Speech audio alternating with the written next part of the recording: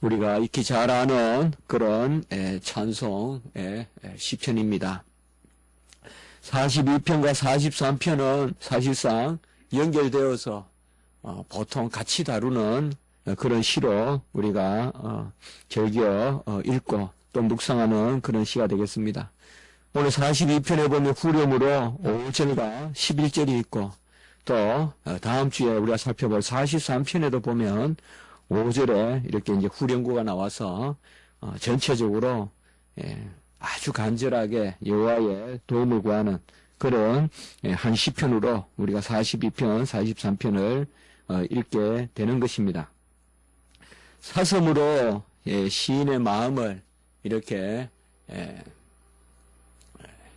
표현하는 그런 감정이입을 해서 시인의 마음을 표현하는 본시는 본래 특별히 성전을 사모하는 그러니까 여호와가 계시는 시온산을 사모하는 그런 노래로 우리가 알고 있습니다. 그래서 아마 이 저자가 누구일까에 대해서도 여러 가지 그런 설이 있는데요.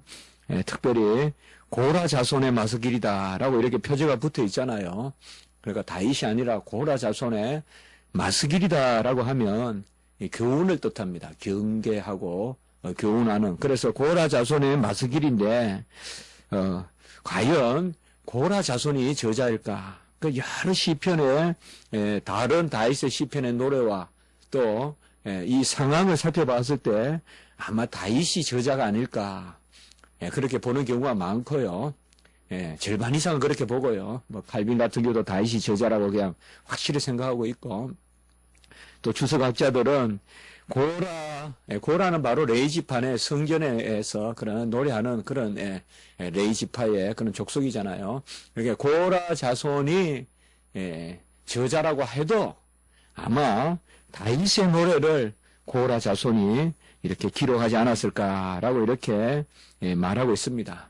특별히 이 시편에서 사슴이 시냇물을 찾기에 갈급한 같이 바로 우리 여호와를 찾기에 갈급하다. 이것은 특별히 지금 다윗이 저자라고 본다면 또 다윗이 아니라고 해도 이 시편의 저자가 지금 쫓겨서 성전에서 예배 드릴 수 없는 그 가운데서 성전을 사모하는 노래, 정말 성소에서 예배 드릴 때가 얼마나 좋았던 거 하나님 앞에 그것을 기억하면서 드리는 그런 노래라고 할 수 있습니다.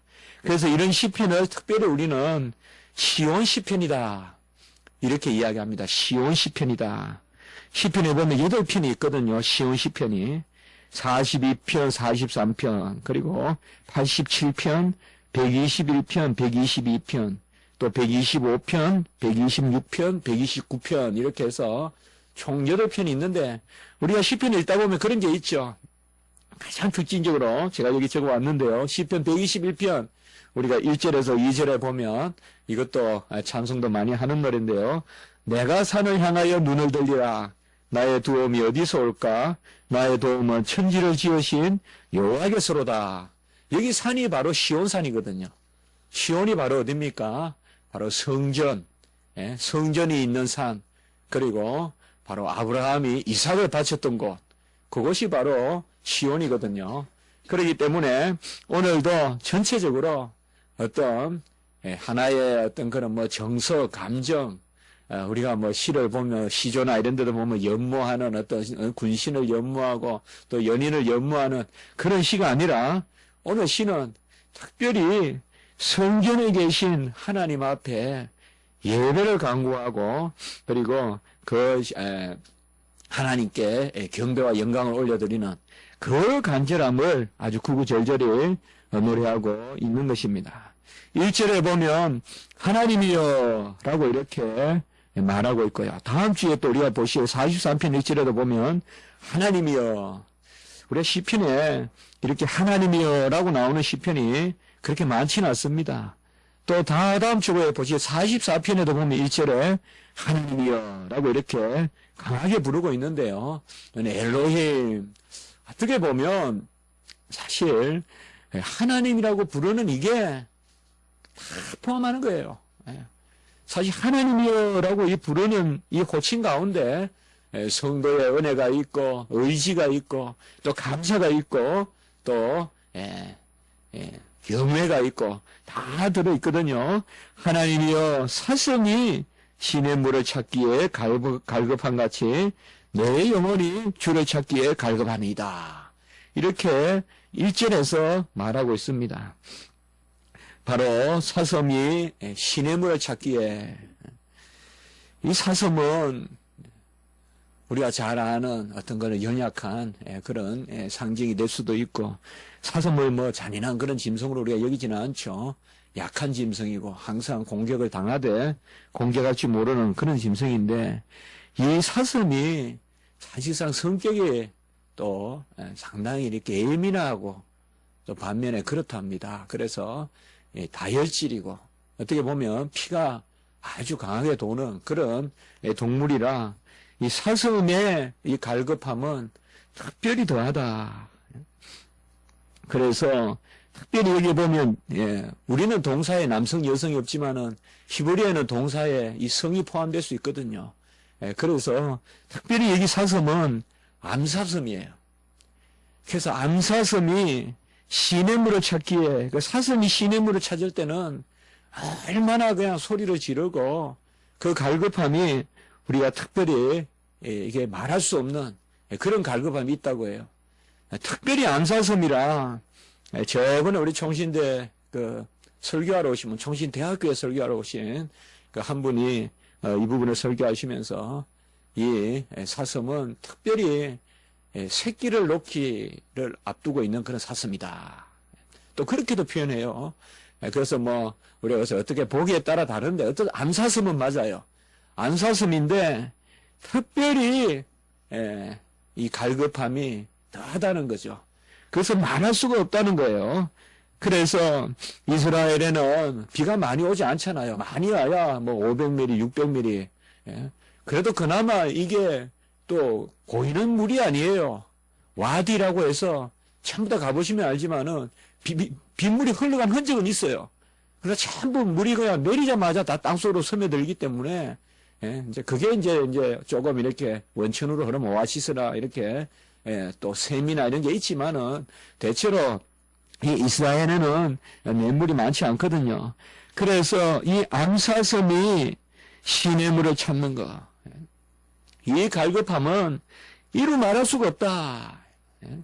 그래서 표현할 수 없을 만큼 이 갈급함이 있는데요. 얼마나 갈급한지 아주 소리를 꽥꽥 지른다는 거예요. 목이 마를 때. 그래서 바로 이러한 갈급함을, 이것도 역시 제가 설교 들었던 부분인데요.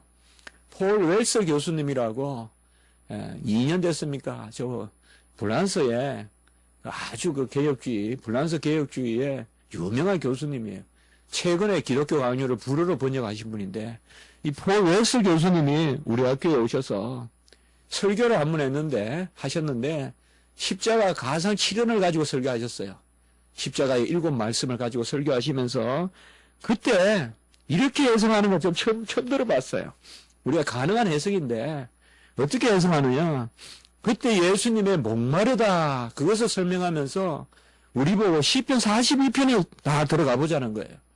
그래서 시편 42편을 그 폴 웰서 교수님이 이거는 십자가 시편이다.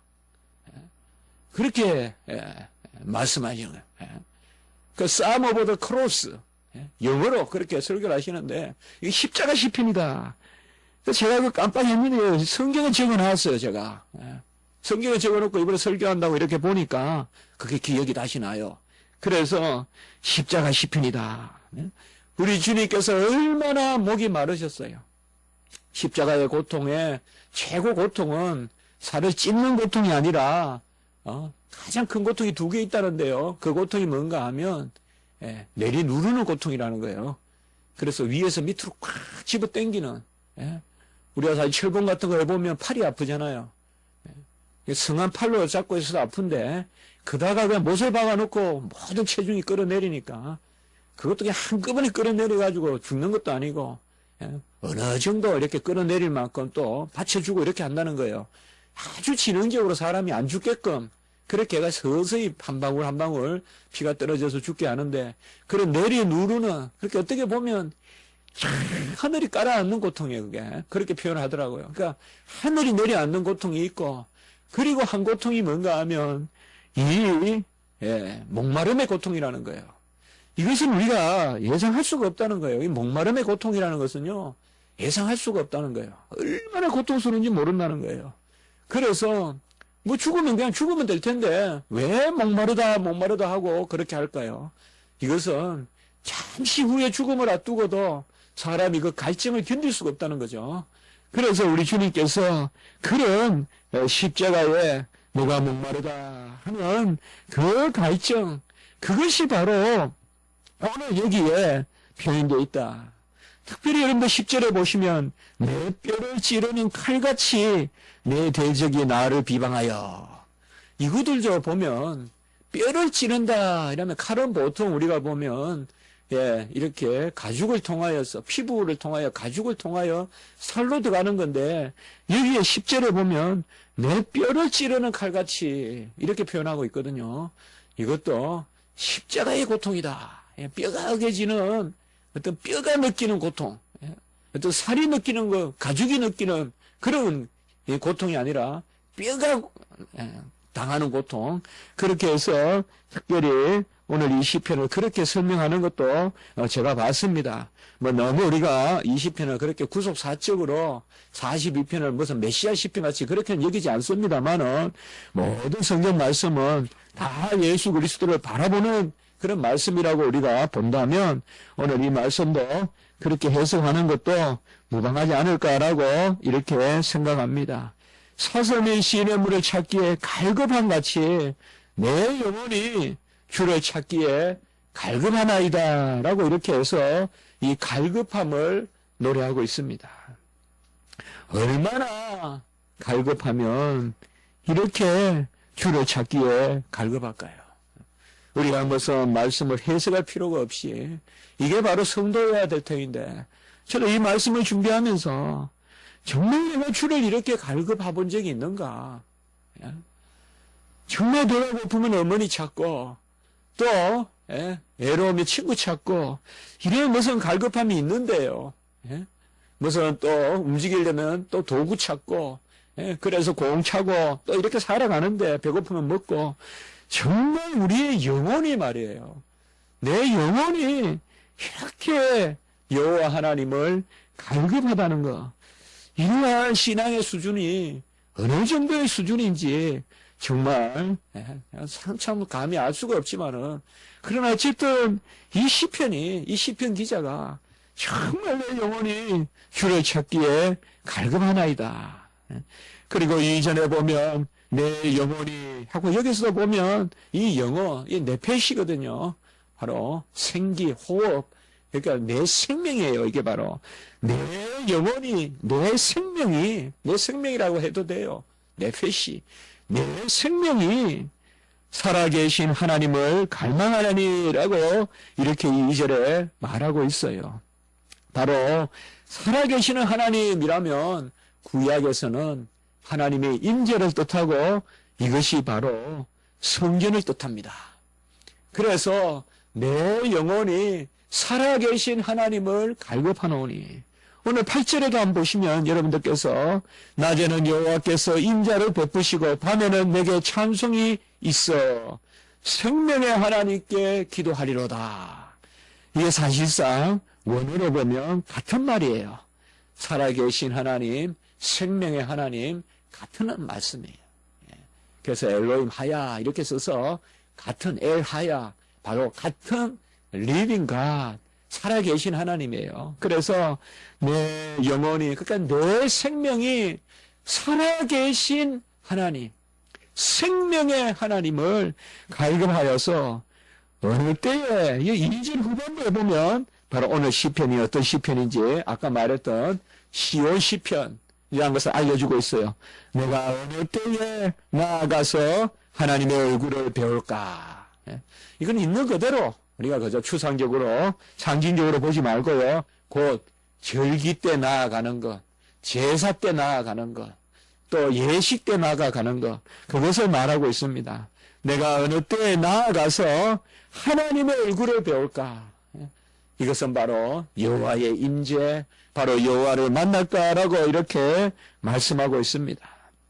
아마 이 시편 기자는 쫓기고 있든지, 다윗이라면 압살롬에 쫓기고 있든지, 아니면 강야의 수풀에서 도망치고 있든지, 아니면 저 블레셋의 그런 하기스 왕이나 그 밑에서 빌붙어서 지금 생명을 연명하고 있든지, 바로 어찌 됐든지 간에 이 다윗은 성전에 돌아갈 것을 그렇게 갈망하면서 하나님의 예배를 지금 사모하는, 여호와의 성전에 가서 어느 때에 나아가서 하나님의 얼굴을 배울까.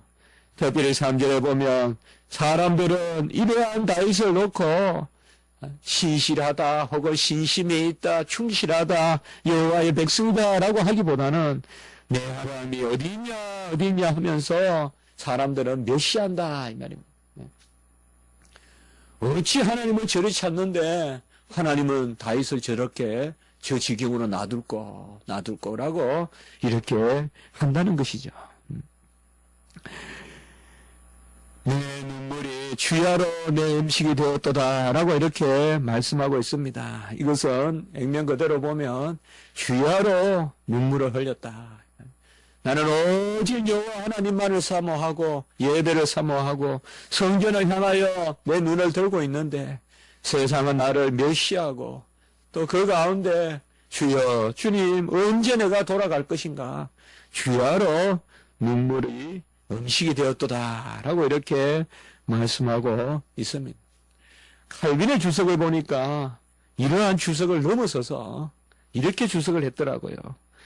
저도 이 말씀 보면 그냥 주야로 내 눈물이 있어서 그냥 밥 먹듯이 눈물을 먹었다, 눈물을 많이 흘렸다 이렇게만 생각했는데 칼빈은 거기 주석을 보니까 고통의 눈물은 하나님의 위로다라고 이렇게 또 표현해놨더라고요. 이 말은 뭔가 하면 성도는 마땅히 눈물이 있어야 위로를 받고 그 눈물이 양식이다, 영혼의 양식이다, 이렇게 지금 표현하고 있어요. 어떤 뭐 특별한 표현이라기보다 이 말씀을 기억하니까 우리가 와닿는 게 있어요. 정말 우리의 눈물이 힘이 되고 눈물이 나를 정죄시키고 그리고 눈물이 내 음식이 된다라고 이렇게 말씀하고 있습니다. 다윗은 이 성전 중심의 신앙이거든요. 법계 중심의 신앙, 성전 중심의 신앙. 우리가 알다시피 다윗이 그 오베데돔의 집에서 법궤를 가져올 때 얼마나 기뻐하면서 춤을 췄고 또 전국의 그런 경사를 삼았잖아요. 국가적 경사를 삼고 은밀히 그냥 법궤를 가져온 것도 아니고 그래서 아주 대를 세워서 그렇게 법궤를 가져오고 아주 그냥 수치로울 만큼 아주 업신여김을 받을 만큼 춤을 추면서 그렇게 이 법궤를 가져오잖아요. 이 다윗의 이 법궤에 대한 마음, 그 궤에 하나님의 인재가 있다는 거, 이것은 참 그 신앙이 대단하거든요. 그리고 압살롬에게 쫓겨갈 때 그때는 보면 또 다윗이 이상한 행동을 해요. 우리가 좀 이해하기 어려운. 그때 사독 대제사장이 법궤를 메고 온단 말이에요. 법궤를 메고 와가지고 법궤가 있으니까 옛날에 우리나라는 많은 옥새 있잖아요. 옥새. 급할 때는 임금의 그 의인, 옥새, 그게 있으면 그게 권위잖아요. 그래서 그것만 딱 챙겨놓고 있는데 그게 바로 이스라엘로 말하는 법궤거든요. 그래서 그 기도로 시냇가를 건너가면서 그 압살롬에게 쫓겨갈 때 정말 울면서 쫓겨갈 때 그때 사독 대제사장이 법궤를 메고 온다고요. 이 법궤가 함께 있어야 왕이 보호될 것이고 압살롬을 이길 것이다.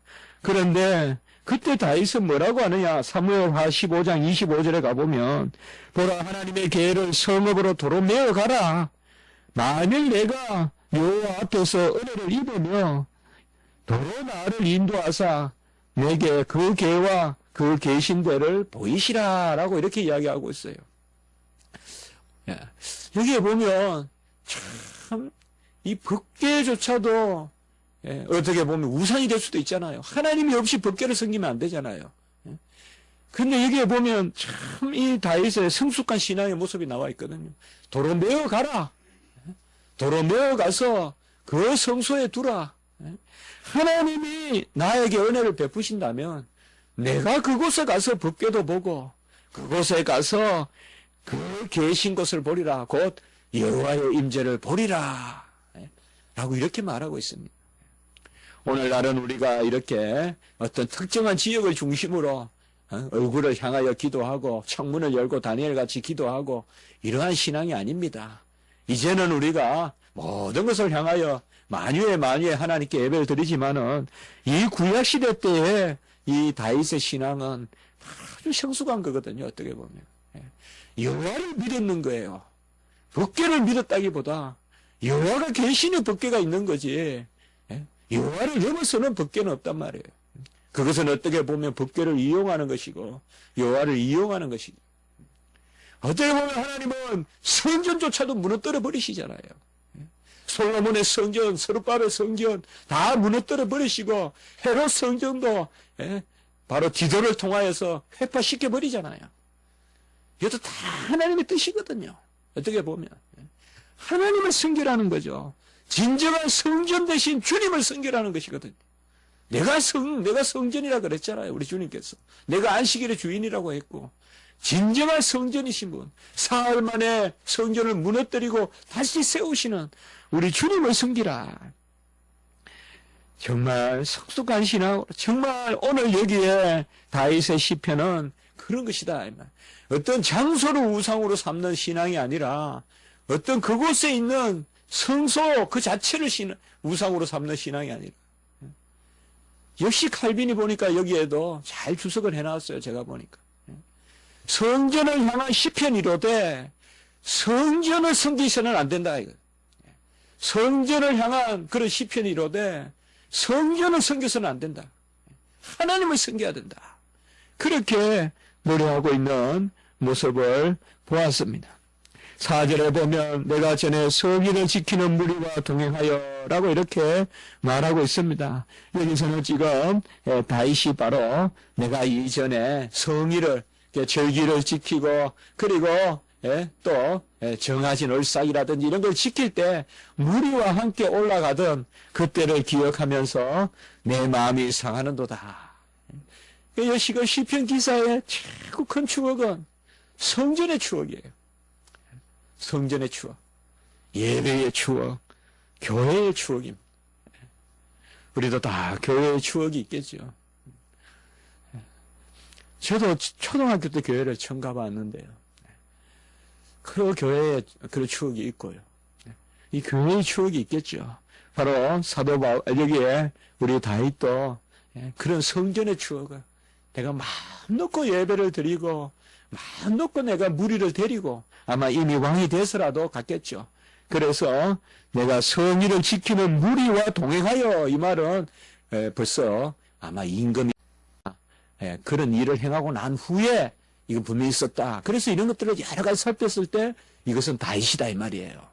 오늘 사절이나 이런 거 살펴봤을 때 그래서 이제 절기가 됐을 때 신하들을 데리고 성전에 갔던 그 일을 기억하니 4절 마지막에 내 마음이 상하는도다. 여기 원어에 보면 내 마음이 쏟아 부어지는도다. 영어로 pour out 그렇게 돼 있어요.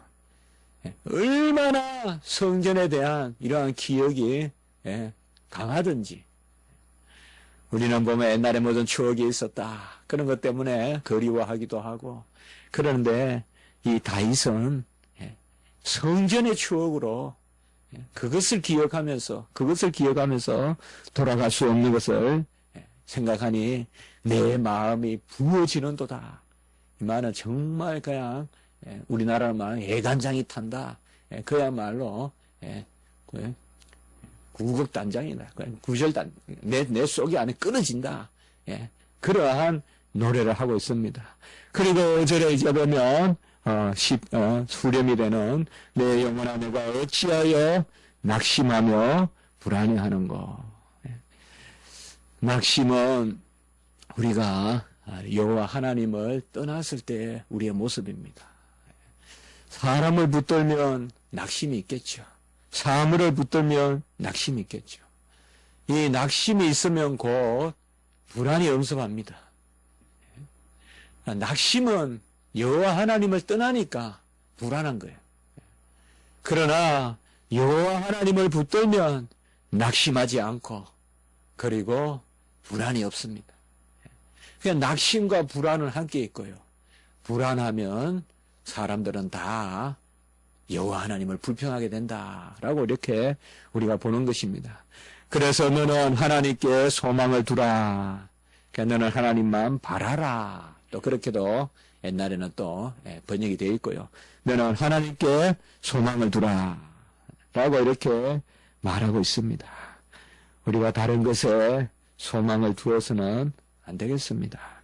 오직 하나님께만 소망을 두고 그 가운데 사람을 사랑하고 또 사람을 간혹은 협력하고 의지하고, 의지라는 말도 나쁜 말은 아니야. 자식이 부모를 의지한다. 그러나 여호와 하나님께 소망을 두고 내 영혼아 어찌하여 낙심하는고 내가 어찌하여 불안해하는고. 우리가 낙심하지 말고 불안해하지 말고 오직 여호와 하나님께 소망을 두고 만유의 주시오 만물을 통치하시고 운행하시고 주장하시는 섭리의 하나님이시오. 만물을 회복시키시고 온전케 하시는 우리 주님. 죽은 자라도 살리시고 주의 뜻이 아니고서는 참새 하나라도 떨어뜨리지 아니하시는 그 하나님을 기억하면서 너는 그 여호와의 도우심만을 바라라. 내가 여전히 찬송하리라 라고 이렇게 말씀하고 있습니다. 우리는 불안해하고 낙심하는 그런 주도 면밀함이 힘이 아니라 찬송하는 것이 힘입니다. 너무 꼼꼼하게 생각하지 말고 여호와 하나님께 맡기고 기쁨과 감사의 노래를 부르는, 우리 4절에 지나갔지만은 다시 성전에 올라갔을 때와 같은 그런 기쁨과 감사의 노래를 부르면 여호와 하나님께서 우리를 온전히 회복시키고 온전하게 하실 것입니다. 모든 사람은 그 자체로 기쁨이 있다기보다 얼마나 어려움을 잘 이겨내느냐. 어떻게 보면 주님은 이 땅에 오셔서 그것을 보여주셨잖아요. 죽음의 터널을 통하여 부활에 이르는 생명의 길을 보여주셨잖아요. 우리에게도 사망의 엄침한 골짜기를 가는 것과 같은 그러한 시련도 있고 외로움도 있지만은 그러나 모든 낙심과 모든 불안을 여호와 하나님께 맡기고 너는 여전히 하나님만 바라라. 여기 5절의 말씀에 보면 내가 도우심으로 말미암아 그가 나타나 이렇게 되어 있는데요. 11절에도 보면 그가 나타나 이렇게 되어 있는데 사실상 여기에 얼굴이란 뜻이 있거든요. 얼굴. 이걸 좀 번역하는 게 좋은데 그가 나타나 이렇게만 해놨습니다. 사실 그의 얼굴을 비추사 이렇게 되는 겁니다. 원뜻은 그의 얼굴을. 그래서 너는 여호와 하나님께 소망을 두라. 너는 여호와 하나님을 바라라. 그의 얼굴이 나타나서 그의 얼굴을 우리에게 보이시사 내가 여전히 찬송하리라 라고 이렇게 말씀하고 있습니다.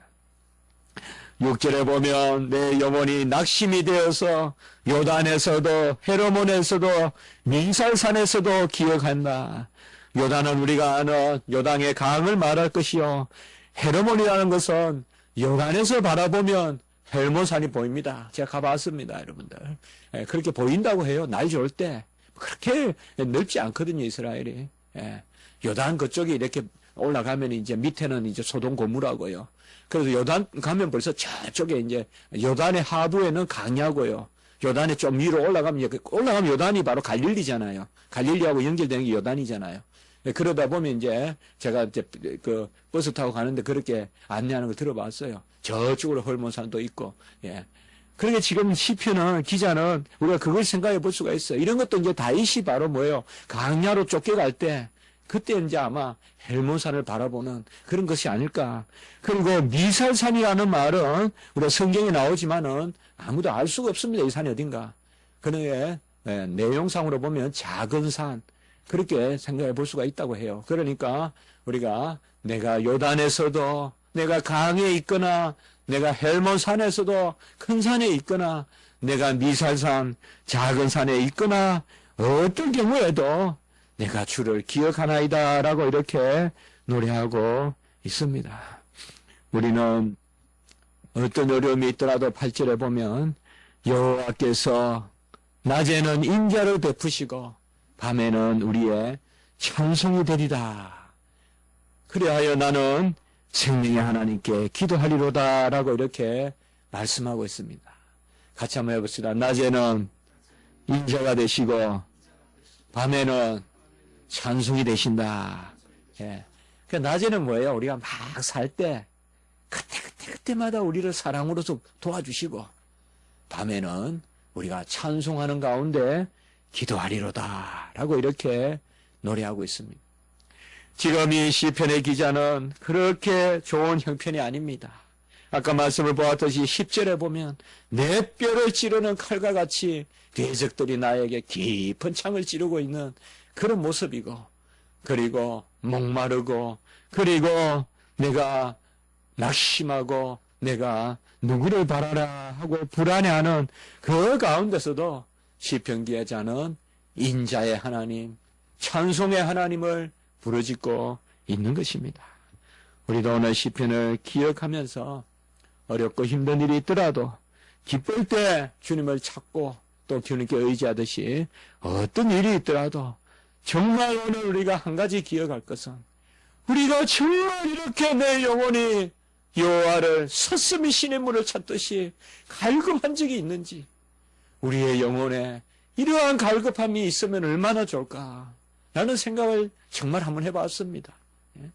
정말 제가 이렇게 사슴이 신의 물을 찾듯이 여호와 하나님을 갈급하고 있는지 다 내려놓고 여호와 하나님을 내가 갈급하게 목마르다 하면서 찾고 있는지 정말 여호와 하나님은 우리의 이러한 갈급함을 찾으시는데요.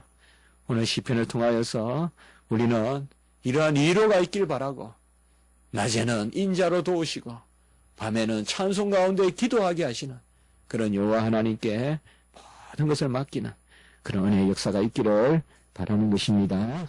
한번 기도드리겠습니다.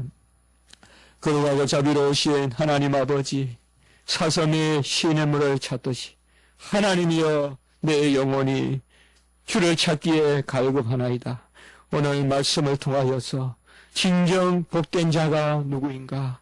그는 애통하지 않는 자가 아니요 이만하면 내가 살겠다라고 하는 사람도 아니요 오직 그의 심령이 여호와를 사슴과 같이 갈구하는 자라는 것을 깨닫게 하시니 감사합니다.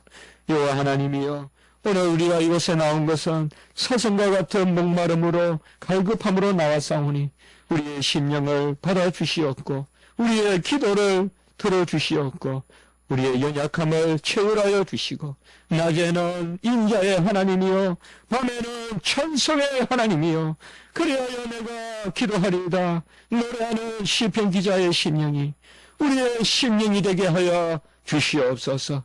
감사하옵고 구주 예수 그리스도 이름으로 기도드리옵나이다. 아멘.